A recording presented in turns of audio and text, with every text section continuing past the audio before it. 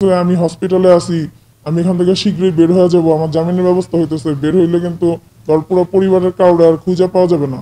এক টুকরো মাংসও খুঁজে পাওয়া যাবে না। এক টুকরো মাংসও খুঁজে পাওয়া যাবে না। তো আমি ওনাদের টাকাটা অফারে রাজি হই নাই বিধায় ওনারা পরবর্তীতে আমাকে আর কি যে দিলীপ কুমার আগারওয়াল উনি আমাকে অনেক গালমন্দও করছে ফোনের মধ্যে। আমি দিলীপ কুমার আগারওয়ালের ম্যানেজার বিপ্লব সাহা। আপনি কি তাহমিনা বলছেন? জি।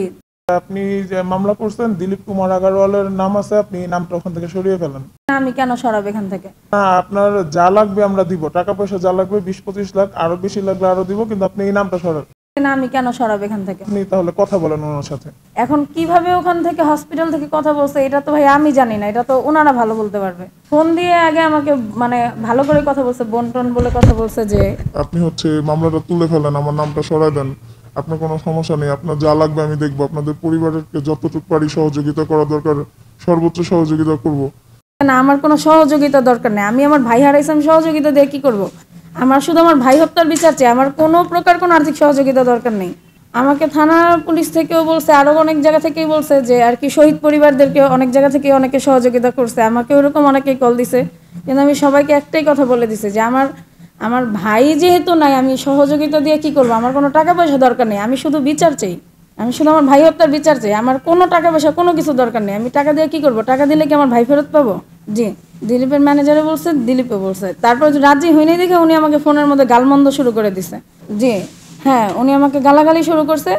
গালাগালি করছে পরে তখন আমি রেগে গেছি যে আপনি আমাকে ফোন দিয়ে গালাগালি করতেছেন কেন? আমি মামলা তুলবো না তুলবো না, আপনি যা খুশি।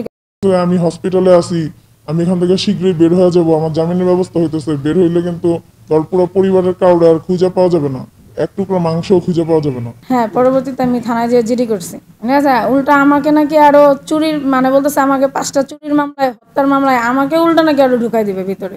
তো আমি বলছি ঠিক আছে, দেশে তো আইন আছে, আপনি বললেই তো আর হয়ে যাবে না। আইন তো আইনের মতো বিচার করবে। কেউ যে কোনো কিছু বললেই তো আর এটা হয়ে গেল না।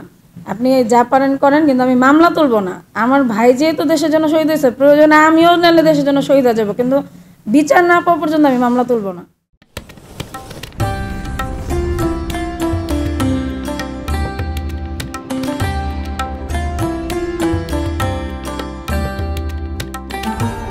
এমি টিভি, স্বাধীন বাংলার স্বাধীন কণ্ঠ।